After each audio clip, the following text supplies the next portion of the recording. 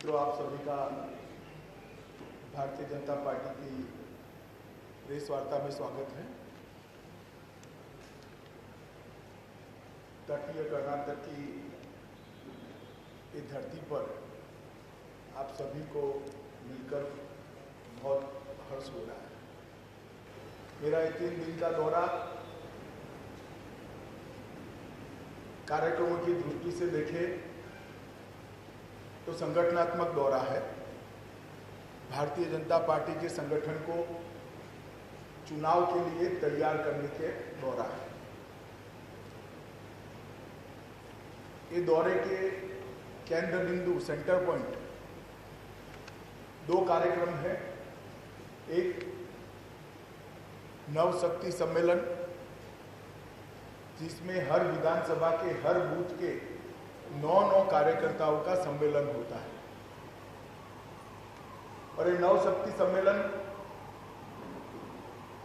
पूरे कर्नाटक की, पूरे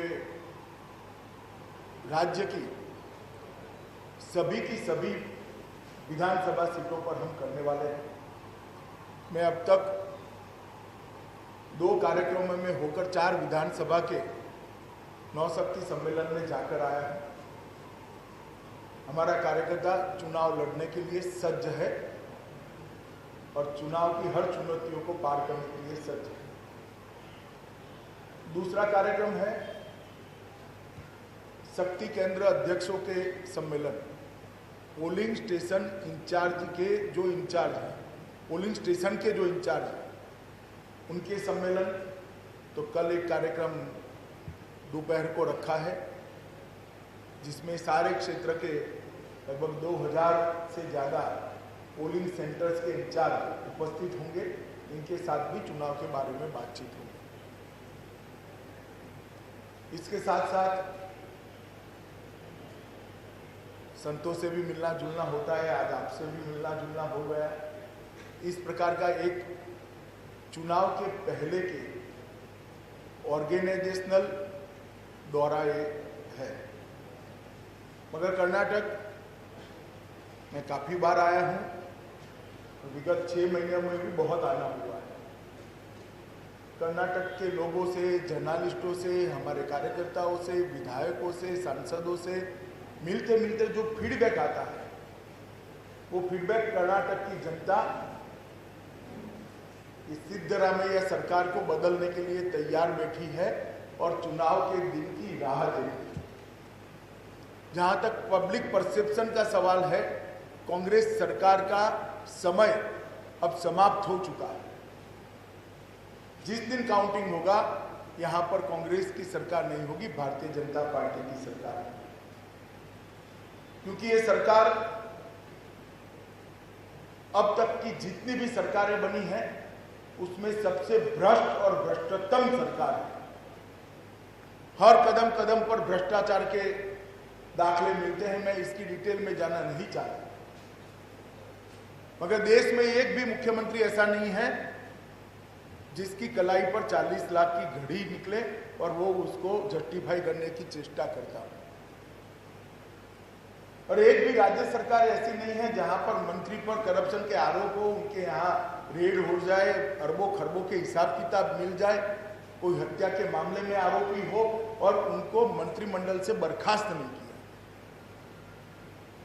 कर्नाटक की जनता मर्डर, माफिया राज और भ्रष्ट मिनिस्टर, ये 3 M, मर्डर, माफिया, मिनिस्टर के 3 M से त्रस्त है और त्राही त्राही कर रहे हैं। जनता का प्रबल इच्छा है जनता की कि गुंडा गवर्नेंस से गुड गवर्नेंस की ओर जाया जाए। गुंडा गवर्नेंस से मुक्ति पा लेकर येदियुरप्पा जी के नेतृत्व में गुड गवर्नेंस वाली भारतीय जनता पार्टी की सरकार की ओर जाया जाए। मैं मानता हूं ये पूरे कर्नाटक में इस प्रकार का माहौल आज बना हुआ है। चाहे वो आंध्र कर्नाटक हो, बॉम्बे कर्नाटक हो, बेंगलुरु हो, या मैं आज तटीय कर्नाटक में दक्षिण में आया। 4 साल के अंदर संघ और भाजपा के 22 से ज्यादा कार्यकर्ताओं की निर्मम हत्या कर दी और उनके चेहरे पर जू नहीं रहे। मैंने इस प्रकार का आइडियोलॉजिकल विक्टिमाइजेशन और पॉलिटिकल विक्टिमाइजेशन मेरे जीवन में नहीं देखा। चुन चुन कर भारतीय जनता पार्टी और राष्ट्रीय स्वयंसेवक संघ के कार्यकर्ताओं की हत्या होती है। 22 कार्यकर्ताओं की हत्या कर दी। मैं यहां से ही हमारे कार्यकर्ता दीपक जी की घर पर जाने वाला हूं। उनके परिवार को मिलने के लिए यहां से कुछ किलोमीटर दूर ही उनका निवास है और उसके सामने किस प्रकार की कार्यवाही हो, अपीसमेंट की पॉलिटिक्स, वॉट कंसोलिडेशन की पॉलिटिक्स चरम सीमा पर। पीएफआई और एसडीपीआई के सामने के जो केस है वो वापस लेने के लिए, इसके मेरिट्स में गए बगैर बाकी वापस लेने के लिए परिपत्र किए जाते। क्या संदेश देना चाहते हैं? जो सांप्रदायिक माहौल बनाना चाहते हैं, देश विरोधी ताकतें हैं, उसको क्या संदेश देना चाहते हैं? वोट बैंक की पॉलिटिक्स की भी कोई सीमा होती है। कभी होम डिपार्टमेंट एक सर्कुलर निकाल देता है कि निर्दोष माइनॉरिटी के खिलाफ के केस वापस ले लेते हैं। मैं भी लंबे अरसे तक एक बहुत बड़े राज्य में गृह मंत्री रहा। इस प्रकार के परिपत्र निकालना घोर असंवैधानिक कृत्य है और लॉ एंड ऑर्डर की स्थिति को बिगाड़ने वाली एक चेष्टा है। और ऐसा नहीं है कि सिद्धरामैया सरकार बेंगलुरु में बैठकर सोचे कि कर्नाटक की जनता को ये सब चीजों की मालूमात नहीं है। छोटे से छोटे गांव में गाड़ी रोककर अगर चाय पीने के लिए खड़े होते हैं, फोटोग्राफ के लिए नहीं, चाय पीने के लिए, तो वो बताता है कि इस प्रकार का काम यहां चल रहा है। नीचे तक ये बात परकोलेट। तो मित्रों, जिस प्रकार से घोटाले हुए हैं, जिस प्रकार से विकास रुका पड़ा है, थमा पड़ा है, तुष्टीकरण की राजनीति जिस तरह से चल रही है, मैं मानता हूं कि कर्नाटक की जनता बदल के लिए तैयार है, परिवर्तन के लिए तैयार है। और इसी के कारण जब हमारी परिवर्तन यात्रा निकली येदियुरप्पा जी के नेतृत्व में, तो परिवर्तन यात्रा को बहुत अच्छा स्वागत कर्नाटक की जनता की ओर से मिला। श्रीमान सिद्धरामैया जी बहुत बार बोलते हैं कि केंद्र सरकार ने कर्नाटक के लिए क्या किया।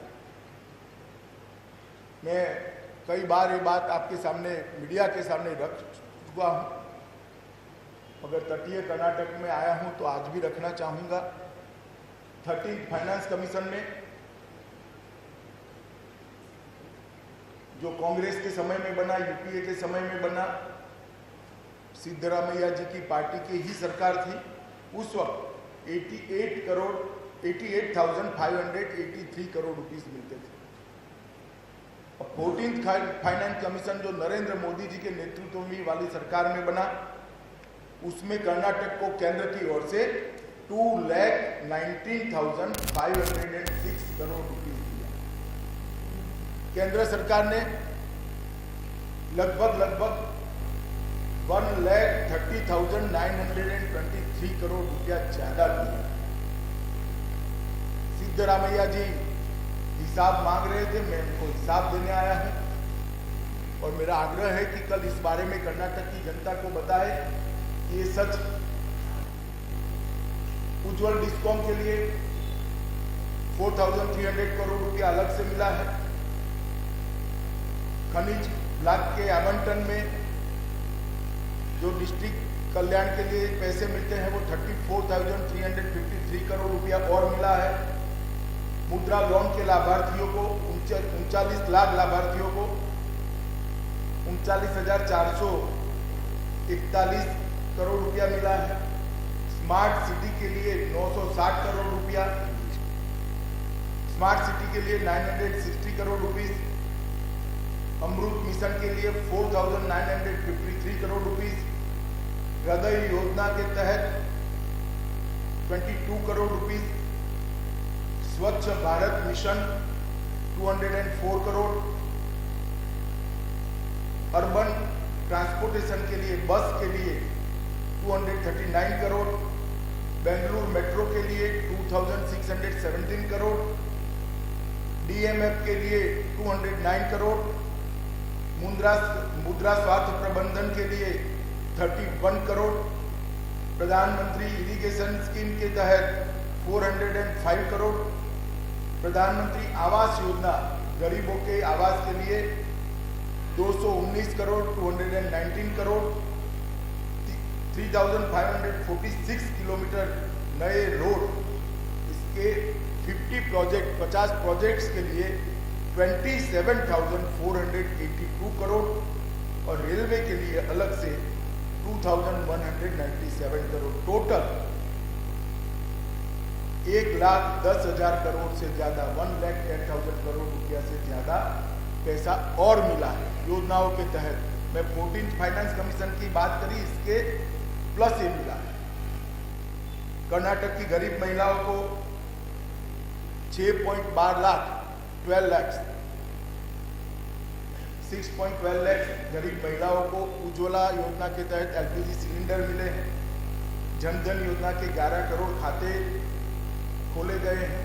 बहुत सारी लंबी सूची है मेरे पास, मगर ये पैसा और ये योजनाएं जो भारत सरकार ने अलग अलग 112 योजनाएं बनाई हैं गरीबों के लिए, 112 स्कीम्स है, वो स्कीम्स का ठीक से परकोलेशन कर्नाटक में नहीं हुआ, गांव तक नहीं हुआ।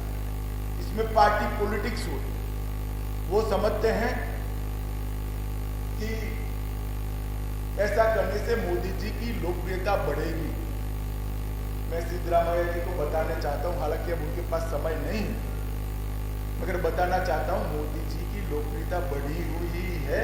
इसके कारण गरीबों की योजनाओं को रोकिए मत, नीचे तक पहुंचाए। और मित्रों, मोदी जी के नेतृत्व में जो विजय यात्रा चली है पूरे भारत में 2014 के बाद, जहां जहां इलेक्शन आए ज्यादातर जगह पे भारतीय जनता पार्टी जीती है या हमने हमारा जनाधार बढ़ाया। पंजाब छोड़कर कांग्रेस कहीं पर भी नहीं जीती। और मेरा कर्नाटक में अब तक का जो दौरा हुआ है, मुझे भरोसा है यहां पर भी प्रचंड बहुमत के साथ येदियुरप्पा के नेतृत्व में भारतीय जनता पार्टी की सरकार बनाने का मन यहाँ की जनता बनाकर बैठी है। मुझे इतनी ही बात करनी थी। धन्यवाद।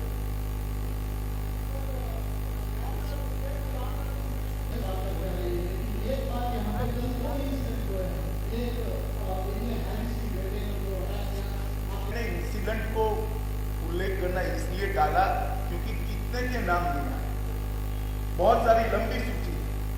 तो मैंने in general law and order के लिए बात करा है, और जहां लॉ एंड ऑर्डर ठीक नहीं होता है वहां विकास होना असंभव। एक बेंगलुरु जो कभी आईटी सिटी के नाम से जाना जाता था, बेंगलुरु की स्थिति ऐसी है कि ट्रैफिक और रोड पर गड्ढों के कारण वो जाना जाता है। अब देखिए, बंद करने की एक प्रक्रिया है। स्टेट गवर्नमेंट से शिकायतें, दरख्वास्त, एप्लीकेशन आती है, इसके आधार पर निर्णय होते हैं। मगर मैं मानता हूं कि एक और बंद करने की दरखास्त भेजना, भेजी तो नहीं है मगर दरखास्त भेजना, और दूसरी ओर केस वापस लेना, ये दो एक्सट्रीम है। कम से कम केस वापस लेना तो बंद करें। अब क्या मैसेज देना चाहते हैं? किसी के लिए भी नहीं करना चाहिए। इस तरह की इन झलनर केस वापस लेने की प्रवृत्ति लॉ एंड ऑर्डर को तोड़ती है, पुलिस बल का मनोबल तोड़ती है।